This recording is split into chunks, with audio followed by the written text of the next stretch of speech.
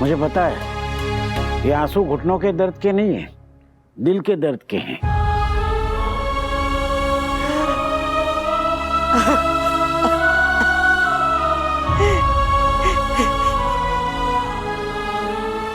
वनराज ने गलती की और आपने उसे सजा सुना दी। कहीं वनराज की गलती कहीं हमारी गलती का नतीजा तो नहीं? तुम्हारा मतलब अनुपमा वनराज की पसंद नहीं है तो वो बाहर वो जो कुछ किया वो सब जायज है। मैं सिर्फ इतना कह रही हूँ कि जहाँ दिल नहीं मिलते, सोच नहीं मिलते, वहाँ दूरियां बढ़ जाती है। और वनराज और अनुपमा के बीच में तो अंतर था ही ना। समय के साथ वो अंतर ज्यादा बढ़ता गया। मैं ऐसा नहीं कह रही हूँ कि बहू अच्छी नहीं है, शायद वो वनराज के लिए अच्छी नहीं है।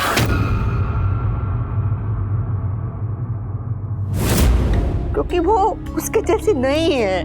हम भी तो एक जैसे नहीं है लीजा। मैं पढ़ा लिखा हूँ, तू नहीं है। मैं बड़े शहर से हूँ, तू छोटे शहर से। मैंने सारी उम्र बाहर जाकर पैसे कमाए और तू घर से बाहर कभी निकली ही नहीं। हमारी सोच, हमारी समझ एक दूसरे की जैसी है ही नहीं। अगर मैं वही करता जो वनराज ने किया तो? मैं ये नहीं कह रही हूँ कि वनराज ने जो किया वो सही है। गलती उसने की है पर वो हमारा बेटा है और बेटों को गलती करने का हक होता है। वो बेटा है लीला, बेटा, भगवान नहीं। अरे पर इंसान तो है, गलतियां तो इंसान से ही होती है ना। और यही गलती अनुपमा से होती तो? कल अगर मैं किसी का खून कर दूं और जाके कहूं एक गलती हो गई, माफ कर दो, तो अदालत मुझे माफ करेगी? इंसाफ नाम की कोई चीज भी होती है लीला। अरे पर ये कौन सा इंसाफ जिसमें गलती बेटा करे और सजा माँ बाप को भुगतनी पड़े? अगर ऐसा नालायक बेटा पैदा करने की गलती हमने की है तो आधी सजा के हकदार हम भी है। और तुम्हारे बेटे के साथ किसने जबरदस्ती नहीं की थी? उसे पूछा था, शादी के पहले उसे पूछा था। उसने जब हाँ कही थी तभी जाकर मेरी माँ ने उसकी शादी अनुपमा से करवाई थी। 17 साल तक अनुपमा अच्छी थी और काव्या के आने के बाद अनुपमा में उसे कमियां दिखाई नहीं लगी।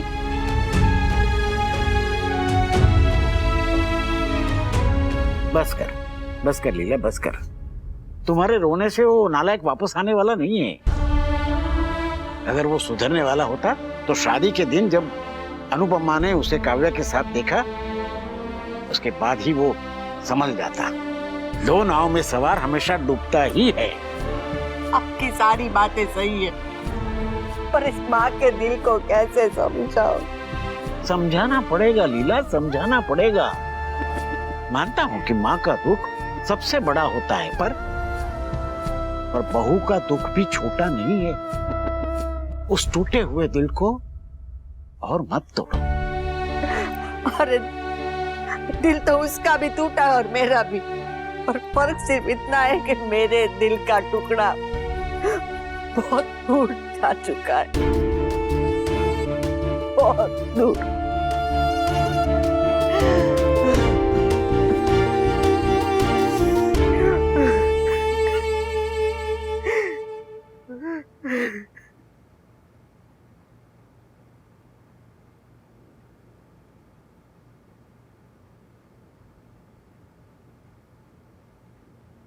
कुछ चल रहा है?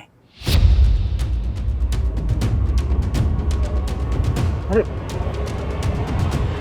बेटा ये जल रहा है।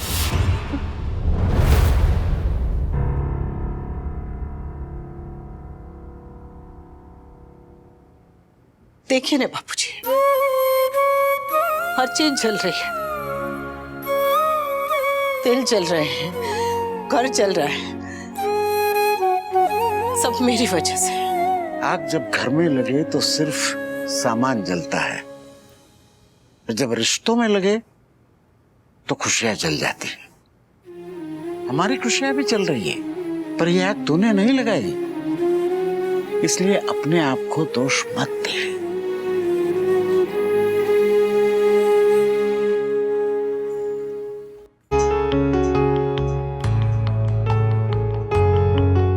भूख लगी है तो कुछ खाना ऑर्डर कर लूं? मन नहीं।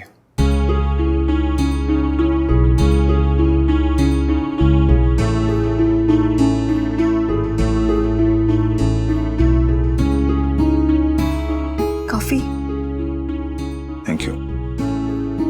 भी मैं जानती हूँ तुम्हें चाय ज्यादा पसंद है, लेकिन मुझसे अच्छी चाय नहीं बनती। I am sorry.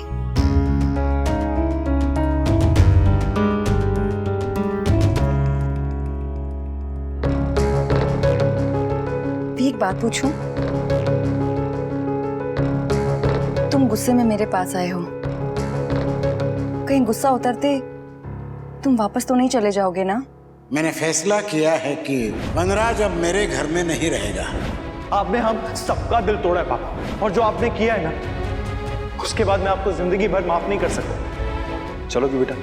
I don't know पापा, मुझे कुछ समझ नहीं आ रहा है।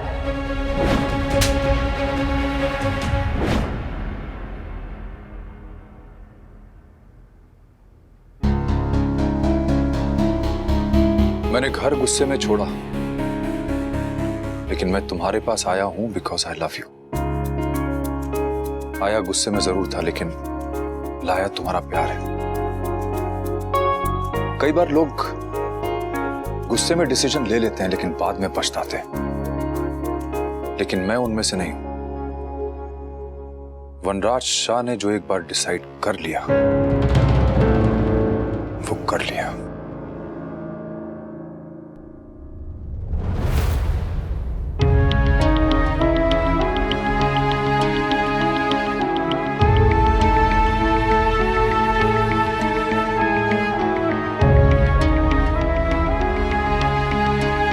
तोसु,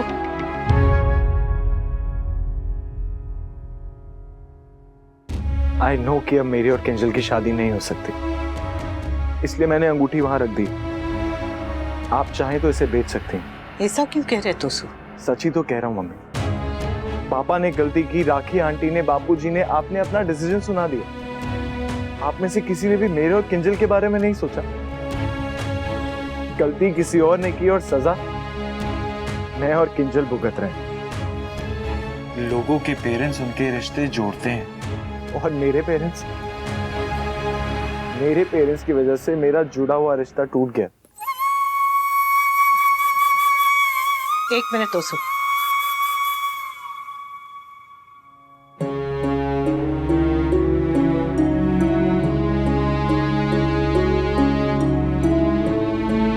ये घर की बहू के लिए घर के बड़ों का दिया आशीर्वाद है, और आशीर्वाद बेचे नहीं जाते, दिए जाते। ये अंगूठी किंजल की है और रहेगी। तेरी और किंजल की शादी जरूर होगी। झूठी उम्मीद मत दीजिए मम्मी, मुझे पता है कि ये नहीं हो सकता। ये तो तूने तब भी कहा था ना, जब राखी बहन ने तेरे और किंजल की सगाई के लिए मना कर दिया था, और सगाई हुई ना, वैसे ही शादी भी होगी। ये किंजल की अमानत है। अगली बार उसे मिलेगा ने तो उसे दे देना।